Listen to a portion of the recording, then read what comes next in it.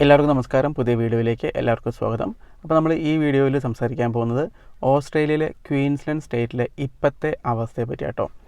അപ്പം ഈ അടുത്ത കാലത്തായിട്ട് ക്വീൻസ്ലാൻഡ് സ്റ്റേറ്റിൽ റെൻറ്റ്, അതായത് വാടകയും വീടുകളുടെ വിലയും ക്രമാതീതമായിട്ട് കൂടിക്കൊണ്ടിരിക്കുകയാണ്. ഓക്കെ, അപ്പം ഞാനിവിടെ ക്വീൻസ്ലാൻഡ് സ്റ്റേറ്റിലേക്ക് മൂവ് ചെയ്ത് വന്നത് 2021 കേട്ടോ.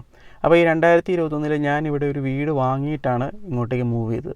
അപ്പം ആ വീട് വാങ്ങുന്ന സമയത്ത് ആ വീട്ടിൽ വാടകയ്ക്ക് ആളുണ്ടായിരുന്നു. വാടകയ്ക്ക് കൊടുത്തിരുന്ന ഒരു വീടാണ് ഞാൻ വാങ്ങിയത്.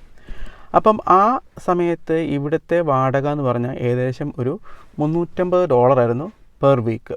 അതായത് ഒരു 28 ദിവസം അല്ലെങ്കിൽ ഒരു മന്ത്ലി ഏകദേശം ഒരു $1400. പക്ഷേ ഇപ്പം, അതായത് ഫാസ്റ്റ് ഫോർവേഡ്, ഇപ്പം ഞാനിവിടെ വന്നത് 2021 ഡിസംബറിലാണ്.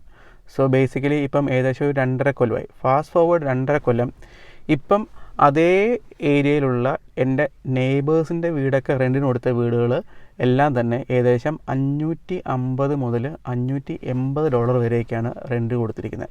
സോ ഈ 2.5 കൊല്ലം കൊണ്ട് റെൻ്റൽ പ്രൈസസിൽ, അല്ലെങ്കിൽ ഇവിടെ ഹൗസ് റെൻറ്റിൽ ഒരു 50% കൂടിയിരിക്കുന്നത്. സോ ഇത് ശരിക്കും പറഞ്ഞാൽ നമ്മുടെ ഒരു മീഡിയം ഇൻകം ഉള്ള ഫാമിലീസൊക്കെ കുറച്ച് സ്ട്രഗിൾ ചെയ്യാൻ സാധ്യതയുള്ള ഒരു കാര്യമാണ്. കാരണം ഒരു മാസം റെൻറ്റിന് മാത്രം ഒരു $2000 മേലെ കൊടുക്കുക എന്ന് പറഞ്ഞാൽ ഒരു ഇൻകത്തിൻ്റെ ഒരു വീട്ടിലെ ഒരു ഹൗസ് ഹോൾഡ് ഇൻകത്തിൻ്റെ ഒരു നല്ലൊരു ഭാഗം റെൻറ്റിന് പോവാണ്. സോ മാത്രമല്ല ഇവിടെ ഇൻട്രസ്റ്റ് റേറ്റ് കൂടിയതുകൊണ്ട് നോർമലി വീടുള്ള എല്ലാവരുടെയും തന്നെ മോർഗേജ് പേയ്മെൻറ്റ് ഭയങ്കരമായിട്ടും കൂടുകയും ചെയ്തു. സോ ബേസിക്കലി ഹൗസ് ഹോൾഡ് ഇൻകത്തിൽ, അല്ലെങ്കിൽ സ്പെൻഡ് ചെയ്യാനുള്ള കയ്യിലുള്ള ഇൻകത്തിൻ്റെ ലെവൽസിൽ ആളുകൾക്ക് ഭയങ്കരമായ ബുദ്ധിമുട്ടുണ്ടായിട്ടുണ്ട്. പിന്നെ വേറൊരു കാര്യം എന്ന് പറഞ്ഞു കഴിഞ്ഞാൽ, കുറച്ച് കാലം മുന്നേ ആളുകൾ ക്വീൻസ്ലാൻഡിലേക്ക് വരാനുള്ള കാരണം എന്ന് പറഞ്ഞു കഴിഞ്ഞാൽ ഇവിടെ ഹൗസിങ് ചീപ്പായിരുന്നു എന്നുള്ളതും, ഇവിടെ പിന്നെ കുറേ കേരളത്തിലെ കാലാവസ്ഥ ട്രോപ്പിക്കൽ ക്ലൈമറ്റ് ഇഷ്ടമായിരുന്നു എന്നുള്ളതാണ്. ക്ലൈമറ്റിൻ്റെ കാര്യത്തിൽ ശരിയാണ്. ശരിക്കും പറഞ്ഞാൽ ട്രോപ്പിക്കൽ ക്ലൈമറ്റാണ് കേരളത്തിലേക്കാളും കുറച്ചുകൂടെ ബെറ്റർ ആയിട്ടുള്ളൊരു സബ് ട്രോപ്പിക്കൽ ക്ലൈമറ്റ് എന്ന് പറയാം. സബ് ട്രോപ്പിക്കൽ ക്ലൈമറ്റാണ് ഇവിടെ ഉള്ളത്. അത്രയ്ക്കും ഹ്യൂമിഡിറ്റി ഇല്ല, അത്രയ്ക്കും ചൂട് 46-45 ചൂടൊന്നും വരികയില്ല. പക്ഷേ എങ്കിലും നല്ല വെതറാണ്. സോ ബേസിക്കലി അങ്ങനെയുള്ള വെതർ ഇഷ്ടമുള്ള ആളുകൾക്ക് ഇവിടെ വരുന്നതിന് കുഴപ്പമൊന്നുമില്ല. പക്ഷേ നിങ്ങൾ മനസ്സിലാക്കേണ്ടത്, ബ്രിസ്ബെയിൻ, സൗത്ത് ഈസ്റ്റ് ക്വീൻസ്ലാൻഡ് എന്ന് പറഞ്ഞാൽ gold cost, Brisbane, sunshine cost, ഈ ഒരു ഏരിയയിൽ ലിവിങ് കോസ്റ്റ് ഇപ്പം പറഞ്ഞു കഴിഞ്ഞാൽ നല്ലതുപോലെ ഹൈ ആണ്. ശരിക്കും പറഞ്ഞാൽ ഇപ്പോഴത്തെ ഒരു ലെവൽ വെച്ച് നോക്കുവാണെങ്കിൽ എല്ലാവരും പറയുന്നത് ബ്രിസ്ബെയിൻ ലൈക്ക് സിഡ്നിക്ക് തൊട്ട് താഴെയായിട്ട് ഓസ്ട്രേലിയയിലെ ഏറ്റവും എക്സ്പെൻസീവായ സെക്കൻഡ് എക്സ്പെൻസീവ് ക്യാപിറ്റൽ സിറ്റിയായി മാറും എന്നുള്ളതാണ്.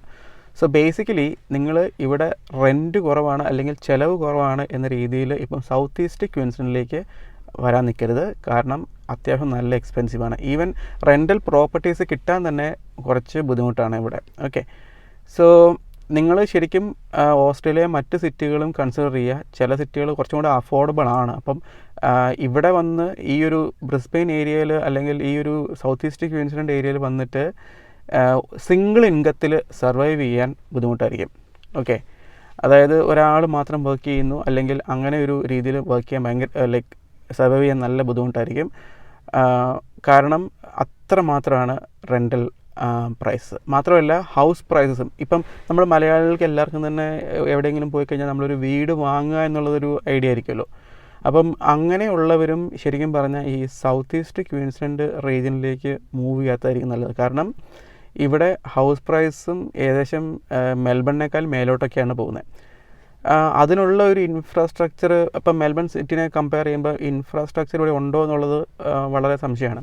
വേറൊരു കാര്യം, ഈ കോവിഡിൻ്റെ ആ സമയത്ത് ഒരുപാട് ഇൻറ്റേർണൽ മൈഗ്രേഷൻ ഉണ്ടായിരുന്നു. ഇപ്പം ഞാനടക്കം ശരിക്കും പറഞ്ഞാൽ വിക്ടോറിയയിൽ നിന്ന് ഇങ്ങോട്ട് മൂവ് ചെയ്ത് വന്നത്. അതുപോലെ തന്നെ ആയിരക്കണക്കിന് ആളുകൾ മൂവ് ചെയ്തിട്ടുണ്ട്. അവരും ഹൗസ് പ്രൈസസ് മേലോട്ട് പോകാൻ അല്ലെങ്കിൽ ഡ്രൈവ് ചെയ്യാൻ വേണ്ടിയിട്ട് ലൈക്ക് കോൺട്രിബ്യൂട്ട് ചെയ്തിട്ടുണ്ട്. സോ ബേസിക്കലി നിങ്ങൾ സൗത്ത് ഈസ്റ്റ് ക്വീൻസ്ലാൻഡിലോ അല്ലെങ്കിൽ ക്വീൻസ്ലാൻഡിലേക്ക് വരുമ്പം വെതർ കുഴപ്പമില്ല എന്നുണ്ടെങ്കിൽ ബാക്കിയുള്ള സ്റ്റേറ്റ്സും കൂടെ കൺസിഡർ ചെയ്യുക. വെതർ നിങ്ങൾക്ക് കേരളത്തിലെ പോലെ തന്നെ വേണമെന്നുണ്ടെങ്കിൽ വേറെ ഇപ്പോൾ ഓപ്ഷൻസ് ഒന്നുമില്ല, ഇങ്ങോട്ടേക്ക് തന്നെ വരിക. മേ ബി ബ്രിസ്ബെയിൻ്റെ പുറത്തേക്ക് ബാക്കിയുള്ള ഏരിയാസിലോട്ട് നോക്കുക. കാരണം നമ്മൾ ഈ റെൻ്റ് അടച്ചുകൊണ്ടിരിക്കാൻ, അല്ലെങ്കിൽ നമ്മളൊരു വീട്ടിലേക്ക് മാത്രം നമ്മുടെ ഇൻകം മൊത്തം പോയി കഴിയുമ്പം നമ്മുടെ ക്വാളിറ്റി ഓഫ് ലൈഫ് കുറയാണ്.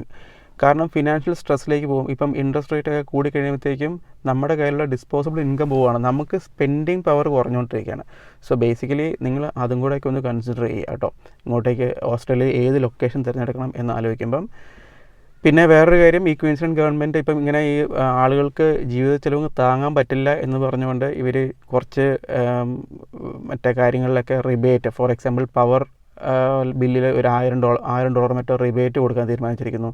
പിന്നെ ഇവിടെ എന്താ വെച്ചാൽ ക്വീൻസ്ലാൻഡ് ട്രാൻസ്പോർട്ട് അല്ലെങ്കിൽ പബ്ലിക് ട്രാൻസ്പോർട്ടിൽ ഓഗസ്റ്റ് മുതൽ ഒരു 6 മാസത്തേക്ക് എത്ര ദൂരം യാത്ര ചെയ്താലും 50 സെൻറ്റ് മാത്രം അങ്ങനെ രീതിയിലേക്ക് മാറുന്നു. അതായത് പബ്ലിക് ട്രാൻസ്പോർട്ട് ഓൾമോസ്റ്റ് ഫ്രീ ആയിട്ട് എന്ന രീതിയിൽ മാറാൻ പോവുകയാണ്. അതൊരു 6 മാസത്തേക്കാണ്. മേ ബി ഇലക്ഷനൊക്കെ വരുന്നുണ്ട്, അതുകൊണ്ടായിരിക്കാം, അതൊരു ഗിമ്മിക്കായിരിക്കാനും സാധ്യതയുണ്ട്. പിന്നെ അടുത്തതെന്ന് പറഞ്ഞു കഴിഞ്ഞാൽ ഒരു ഒരു ഒരു പ്രപ്പോസൽ ഉണ്ടെന്ന് പറഞ്ഞു കഴിഞ്ഞാൽ, ഇപ്പം വെഹിക്കിളിൻ്റെ രജിസ്ട്രേഷൻ ചാർജസ്, അതായത് നമുക്ക് കാർ രജിസ്ട്രേഷൻ ഉണ്ടല്ലോ, അതൊക്കെ കുറച്ച് കുറയ്ക്കാൻ പോകാനൊക്കെ പറഞ്ഞേക്കുന്നു. സോ ബേസിക്കലി എല്ലാവർക്കും ഗവൺമെൻറ്റിന് അറിയാം ഇവിടെ ആക്ച്വലി ശരിക്കും ഇവിടുത്തെ ലിവിങ് എക്സ്പെൻസസ് മനുഷ്യന് ഇപ്പോഴത്തെ അവസ്ഥയിൽ മീഡിയൻ ഇൻകം ഉള്ള ആളുകൾക്ക് ബെയർ ചെയ്യാൻ പറ്റാത്ത ഇതാണ്. സോ ബേസിക്കലി നിങ്ങൾ ക്വീൻസ്ലാൻഡിലേക്ക് മൂവ് ചെയ്യുകയാണെങ്കിൽ ഇവിടുത്തെ റെൻ്റൽ ക്രൈസസും ഹൗസ് പ്രൈസസും ഒന്ന് റിയൽ എസ്റ്റേറ്റ് എന്ന് പറഞ്ഞൊരു വെബ്സൈറ്റ് ഉണ്ട്. റിയൽ എസ്റ്റേറ്റ് ഓസ്ട്രേലിയ എന്ന് നിങ്ങൾ ഒന്ന് ഗൂഗിൾ സെർച്ച് ചെയ്ത് കഴിഞ്ഞാൽ ഫസ്റ്റ് വരുന്ന വെബ്സൈറ്റാണ്. അതിനകത്ത് ഇവിടുത്തെ പ്രൈസസ് ഒന്ന് നോക്കിയിട്ട് വരിക.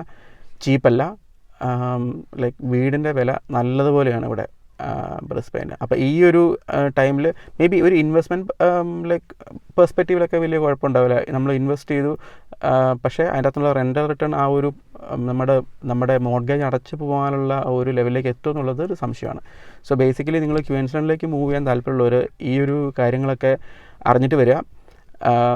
പിന്നെ വേറൊരു കാര്യം, ഇപ്പം നിങ്ങൾ ഓവർസീസിൽ നിന്ന് ഇവിടെ റെൻ്റൽ നോക്കുന്ന ആളുകളാണെങ്കിൽ മിക്കവാറും ഇവിടുത്തെ ഒരു റൂൾ എന്ന് പറഞ്ഞു കഴിഞ്ഞാൽ ഇവിടെ നമ്മൾ റെൻ്റൽ ഇൻസ്പെക്ഷൻസ് അറ്റൻഡ് ചെയ്താൽ മാത്രമേ നമുക്കിവിടെ റെൻ്റൽ പ്രോപ്പർട്ടീസ് കിട്ടുള്ളൂ.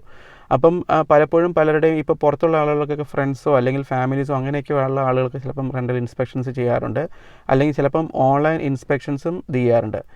അപ്പം പലപ്പോഴും ഓവർസീസ് എന്നുള്ള ആളുകൾക്ക് നിങ്ങൾ മറ്റേ ഇവിടെ വർക്ക് കോൺട്രാക്റ്റോ അല്ലെങ്കിൽ ഒരു ജോബായിട്ട് വരുന്ന ആളുകളാണെങ്കിൽ ആ കോൺട്രാക്റ്റിൻ്റെ കോപ്പിയൊക്കെ സബ്മിറ്റ് ചെയ്ത് നോക്കുക കേട്ടോ. മാത്രമല്ല പലപ്പോഴും ഓവർസീസ് എന്നുള്ള ആളുകൾ, ഇവിടുത്തെ ഓസ്ട്രേലിയയിൽ റെൻ്റൽ ഹിസ്റ്ററി ഇല്ലാത്ത ആളുകൾ ലൈക്ക് റെൻ്റലിന് എടുക്കുമ്പം ഇവിടുത്തെ ഉള്ള ആളുകൾ അങ്ങനെ പ്രോത്സാഹിപ്പിക്കില്ല. അങ്ങനെ ലൈക്ക് റെൻ്റൽ കിട്ടണമെന്നുണ്ടെങ്കിൽ മേ ബി റെൻ്റൽ അഡ്വാൻസ് ഒരു 3 മാസത്തെയോ മറ്റോ ഒന്ന് ഓഫർ ചെയ്ത് നോക്കുക, ചിലപ്പം അത് ഹെൽപ്പ് ചെയ്യാം കേട്ടോ. അപ്പോൾ ഈ വീഡിയോ ഇഷ്ടപ്പെട്ടെന്ന് വിചാരിക്കുന്നു. ഇതുപോലുള്ള വീഡിയോസ് ഇഷ്ടമാണെങ്കിൽ നിങ്ങൾ കമൻറ്റ് ചെയ്യുക. വീണ്ടും പുതിയ ഇൻട്രസ്റ്റിംഗ് വീഡിയോസ് ആയിട്ട് നമ്മൾ വരുന്നതായിരിക്കും.